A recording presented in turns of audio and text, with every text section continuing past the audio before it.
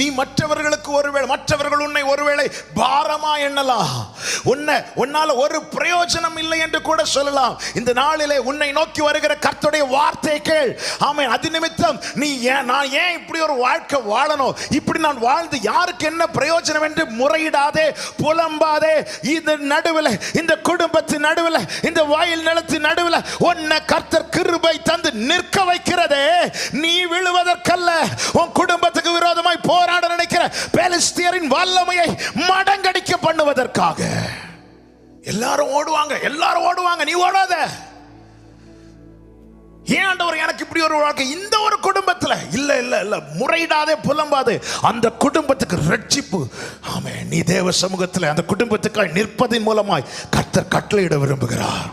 கர்த்தர் பெரிய ரட்சிப்பை நடப்பித்தார். கர்த்தர் பெரிய ரட்சிப்பை நடப்பிக்க காரணம் என்ன? எல்லாரும் ஓடினது போல